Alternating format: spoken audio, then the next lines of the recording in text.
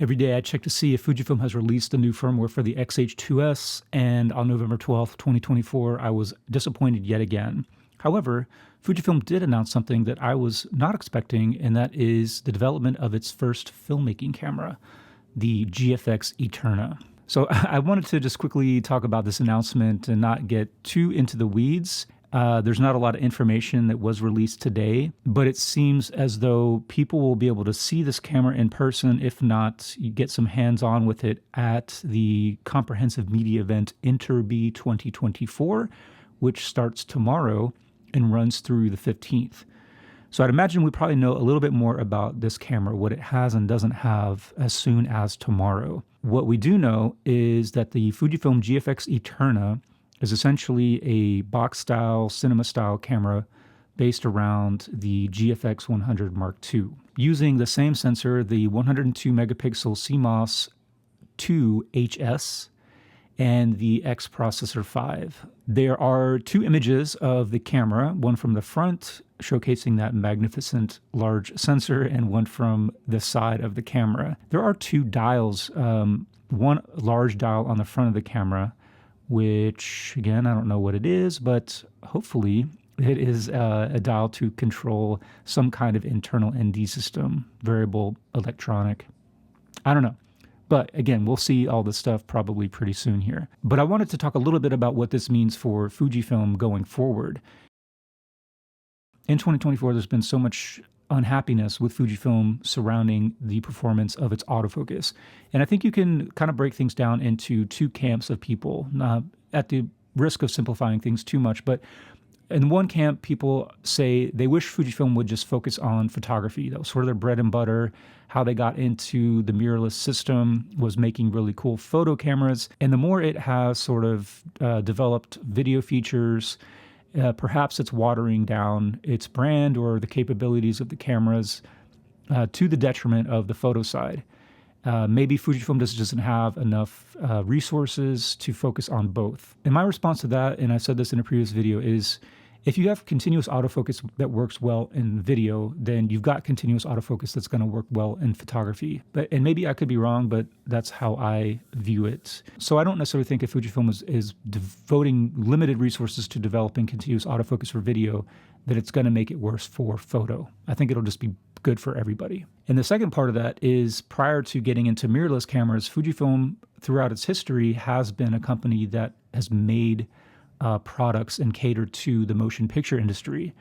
For a long time, it did produce motion picture film stocks and film prints, competing directly with Kodak. But I think they probably got out of that business in probably the mid-2000s when everything started going towards digital. There's probably just really not enough to go around for both of those companies to make it sustainable, if not profitable, to be in that. They've also made cinema zoom lenses for a long time. They still have some in production. Again, Fujifilm does have a history of being a motion picture film company as well as a stills company. The other camp would be people who are taking advantage of some of the really awesome video capabilities of Fujifilm's latest cameras, the X-H2S in particular, and using them in video productions, and also the GFX 100 Mark II. Cine Dailies is a great YouTuber who has been a big proponent of using Fujifilm in video production, although he's not like a fanboy. He's been very critical, I think, too, and realistic about the capabilities and the shortcomings of using Fujifilm in video production. And I think he actually moved his A-cam over to, I think, a Can Affinity, because he really wanted to have the features that these kinds of cameras offer that you really can't get in a mirrorless style camera without like some significant workarounds. And then he moved his X-H2S over to a B-cam. Also, he made a video talking about how he wishes that Fujifilm would produce a box style camera like this. I was going to make a video in response to that saying that I don't think Fujifilm was ready to make a box style cinema camera, for a couple of reasons. And I never made that video, but just to quickly go over what I was thinking, in the space that I figured Fujifilm would compete, sort of where the Sony FX6, FX9, the Canon C70, C80, C300, C500, those kinds of cameras, sort of in that $6,000 to $10,000, $12,000 range. So I think those cameras sort of straddle this line of like a video production and then maybe sort of lower end kind of cinematic style productions and also documentaries. And the reason they work really well for a lot of people is you can utilize the continuous autofocus in video and allows a single operator to do things with the camera that they otherwise couldn't do. And as we all know, Fujifilm's autofocus is not on that level. So it means that if Fujifilm was going to go into this realm and compete, that they wouldn't necessarily be competing with Sony and Canon or the same types of people who wanted to use continuous autofocus. They would be competing with, Can Affinity, for instance, and also Red and Blackmagic. And my question is, what could Fujifilm do to differentiate itself? Like, what could it offer? How could it, carve out a niche in this sort of already crowded and probably smallish kind of market? And all this time I was focusing on the APS-C side of things, and I didn't really know how it could differentiate itself from the competition. It didn't occur to me that they have something that nobody else has, and that is digital medium format. So now with the introduction of this camera, they have the biggest sensor and they have the most megapixels.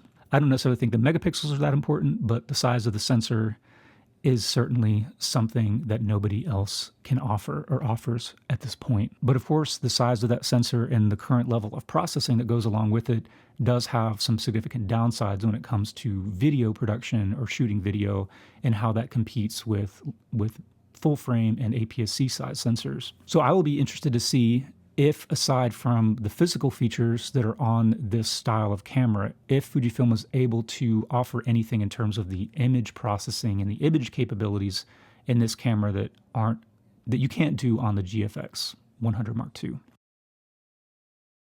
Alongside the camera, they are also developing a new power zoom lens. It says they're working on the development of a power zoom GF lens that is optimized for this G-mount camera, plan to have a focal length of 32 to 90 millimeters. And they're also going to release a mount adapter from G to PL lenses, widely employed in film production. So I think Fujifilm did the smart thing here. I don't think that they are ready to compete with Sony and Canon on that lower level when it comes to autofocus, but they're obviously going to continue development in that direction. They're developing a lens, a power zoom lens, which of course is going to have autofocusing capabilities.